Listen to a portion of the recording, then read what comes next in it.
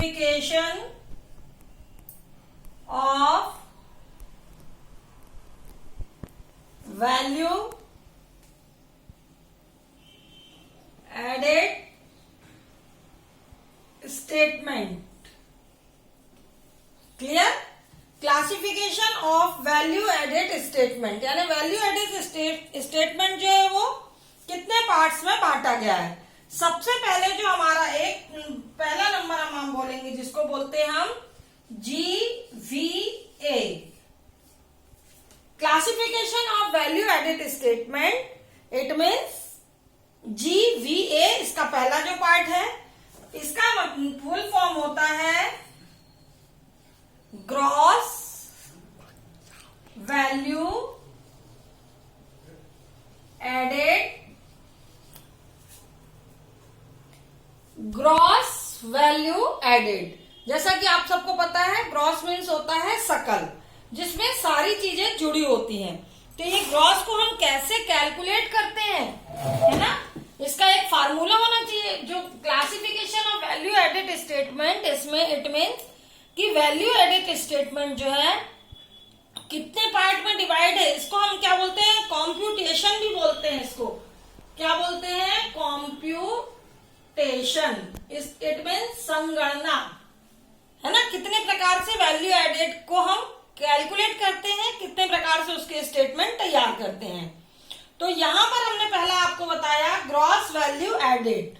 Value added में be classified into two categories. वो दो कैटेगरीज में डिवाइड होता है, टू कैटेगरीज में डिवाइड होता है। तो फर्स्ट मैंने आपको बताया ग्रॉस वैल्यू एडेड। अब ये ग्रॉस वैल्यू एडेड के अंतर्गत क्या क्या आता है, इसमें सबसे पहला आता है सेल्स रेवेन्यू।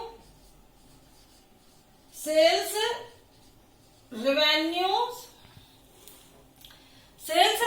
के या फिर अपन इसको बोल सकते हैं एंड डायरेक्ट इनकम। हमको जो भी डायरेक्ट इनकम मिलती है वो direct income, sales revenue and direct income, ये सबसे हमारा मेन पॉइंट होता है। इसमें हम क्या करते हैं, जितनी भी सेल्स है उसमें से सेल्स रिटर्न और जो एक्स्ट्रा डिस्काउंट वगैरह उन सबको माइनस कर देते हैं। हमारी नेट सेल्स ही हम यहाँ पर कैलकुलेट करते हैं, जिसको हम डायरेक्ट इनकम भी कहते हैं। फिर इसमें हम माइनस करना है हमको। अब हमको क्या क्या माइनस करना है, तो सबसे पहले माइनस करेंगे brought in cost material services.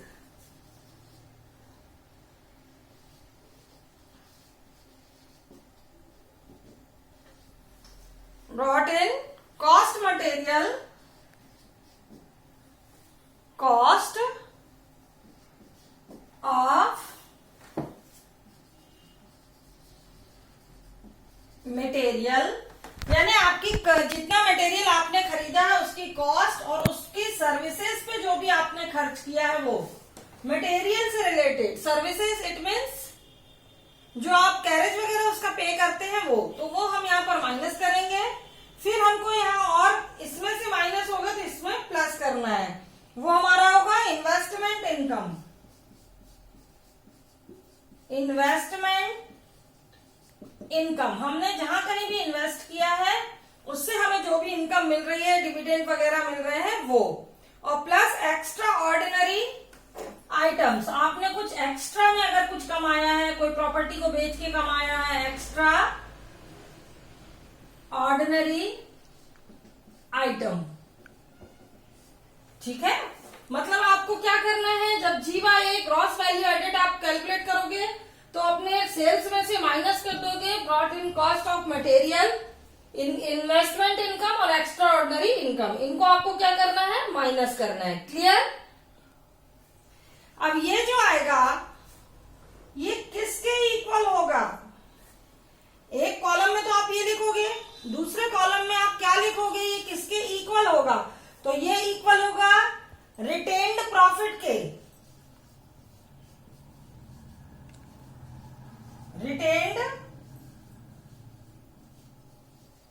Profit plus depreciation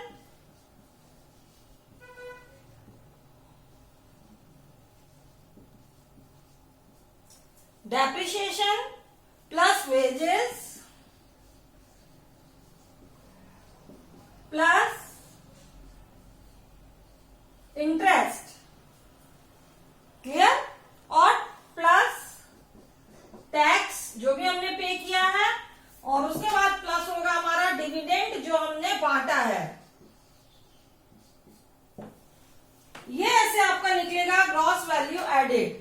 ये ग्रॉस वैल्यू एडेड, ये और ये नीचे वाला, ये दोनों एक दूसरे के इक्वल होंगे, ये दोनों एक दूसरे के बराबर होंगे, तब ये ग्रॉस वैल्यू एडेड हो जाएगा। ये मैंने आपको बता रही हूं classification of value added statement. दूसरा जो इसका क्लासिफिकेशन है वो है हमारा नेट वैल्यू एडेड। दूसरा जो आपका क्लासिफिकेशन है वो क्या है, नेट वैल्यू एडेड, जिसको हम बोलेंगे NVA। ठीक है, इसको अभी अपन ने क्या बोला था, GVA, और इसको क्या बोलेंगे, NVA। अब इसको कैलकुलेट कैसे करेंगे, इसको कैलकुलेट करेंगे S minus B is equal to W plus I plus DP plus DD, DD means dividend, plus T और प्लस R। ठीक है, अब इसके फुल फॉर्म क्या होते हैं, तो आप ये इसके S मीन्स सेल्स, ठीक है, B मीन्स हो जाएगा ये brought in cross cost of material, ठीक, समझ में आ रहा आपको।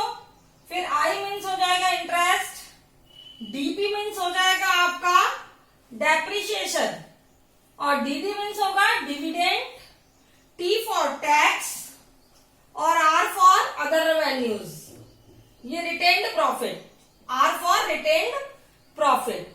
ऐसे आप निकाल लोगे। इसी को निकालने का दूसरा एक और फार्मूला है, S minus B minus DP